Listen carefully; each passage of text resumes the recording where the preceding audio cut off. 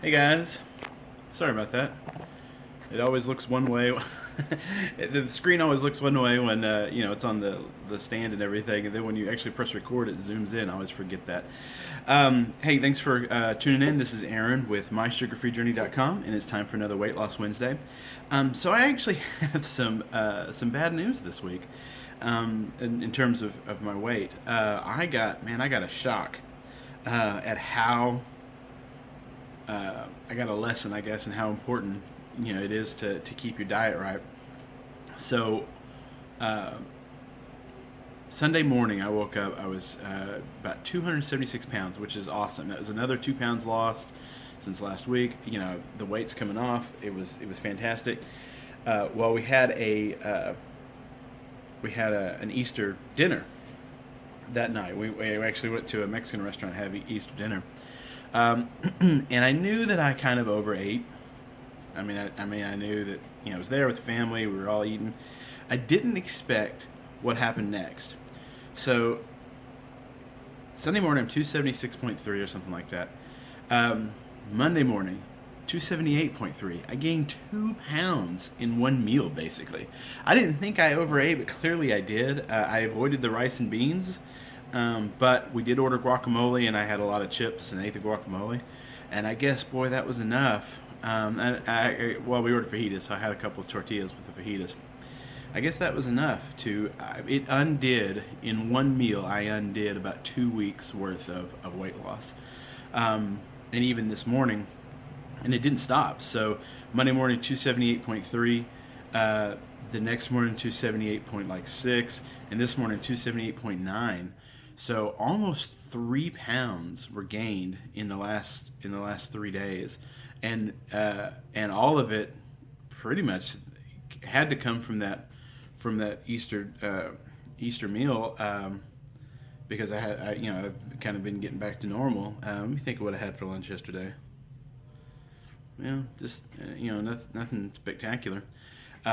So it was really eye-opening that one meal.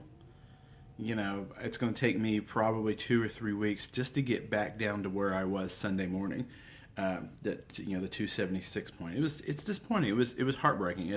As tough as it is for me to lose weight, and it's tough. It takes some work. This is by far the easiest way that I've ever lost weight, but it's still, you got to make decisions about what you're going to eat. You got to make decisions about what you're going to do with your body. It's not just where I used to live and just kind of eat whatever was in front of me. I actually, you got to actually make decisions. So it's disappointing. I'm sitting here recording this thing about how disappointed and how hard I'm going to have to work to get back to where I was.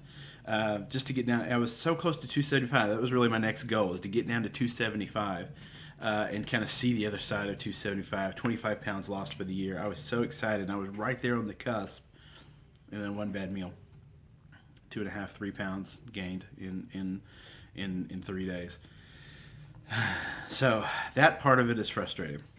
But back on the horse, gonna keep going, get back to where I was, where my body's burning fat. And so I finally finished. So that's the Weight Loss Wednesday, and I got to go on to something else because it's it's stressful.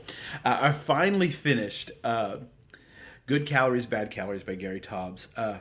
An awesome book. I'm going to write a little short review for it probably this weekend to let you guys kind of know the big points. But man, I cannot recommend this book enough. He goes from the 1940s through today and tells you why does your doctor tell you to eat whole grains if you want to lose weight? Why does your doctor tell you to avoid eggs?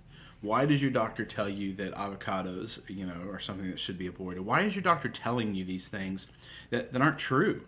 That if you want to lose weight, you need to eat eggs, you need to eat avocados, and you need to avoid whole grains or any grain like the plague. Why is it that your doctor tells you this? And he goes through all these decades and decades of medical history, basically, and tells us where everything went wrong and where the data was was misinterpreted, and it's specifically, it really comes down to one guy. One guy is the villain.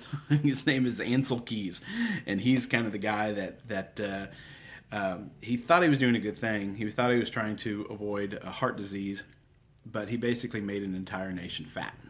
So that's the guy. But you should read it, because that's section 1. The section 2 actually goes through why eating high fat and low carb and avoiding sugar and avoiding grains, why that works, like what it is about your body that works. And the big takeaway for me was this, and it was basically that it really comes down to, and I'm oversimplifying, but it really comes down to insulin. That if your insulin is the hormone that tells your body it's time to store fat. So if you're trying to lose weight and your insulin level is high, you're going to have a hard time. It's just not going to work, because insulin's telling your body store fat, store fat, store fat. If you want to lose weight, if you want to lose fat, you need to lower your insulin level. That's why low carb diets work, is because you cut out the sugar, cut out the grains, cut out the carbs, your insulin level goes down, and now your body goes, oh, okay, well we can actually use some of this stored fat. We're not in this chronic place of always trying to store fat, and that's why, again, that's why these types of diets work. And there's all these variations. You can have the Atkins diet, you can have the Wild diet, you can have South Beach, all these diets that tweak little things, and really it just comes down to insulin. If you're on a diet that lowers your insulin level, that makes you, gets you to the point where you're not chronically over-insulated, you're going to lose weight. And that's what all these diets have in common. So if you cut the sugar, cut out the grains, cut out the empty carbs, the starches, the potatoes, cut those out, your insulin level goes down, your body begins to use the fat that you have stored for energy. And so there's a lot more to it. There's ketones and how ketones work in your body, and there's ghrelin and leptin and these other hormones that it's a little complicated. But if you're looking to lose weight, that's the key. Get that insulin level down. And that's why America is so fat, because we're chronically over-insulated. We have empty carbs and sugars in everything. Every processed food has sugar. It has grains. It has empty carbs. It has empty starches. It's everywhere. You can't get away from it, and that's what's made us so overweight as a nation. And it's been such a lifesaver for me to actually get that information, to hear that and to see it, medically proved that if you want to lose weight, it just goes down to lowering your insulin level. There's 100 different ways you can do that, but that's what you're shooting for. That's the key. You want to lose weight, get that insulin level down and keep it chronically down, and don't let your body get your body out of a place where it's insulin resistant. So that's it. That's my Weight Loss Wednesday. I'm disappointed. I'm still 21 pounds for the year, but I was so close to 25, and I really wish that I could have said that I was 25 pounds down, but man, I screwed up. So 21 pounds down for the year, and next week I'm going to be right back to where I was, with the weight going down and moving forward. Anyway, I appreciate you watching. Again, this is Aaron with mysugarfreejourney.com. Go on over there and check out everything that we're doing on the blog. Lots of great recipes, lots of great cool stuff. I appreciate you watching, and we'll talk to you next week. Bye-bye.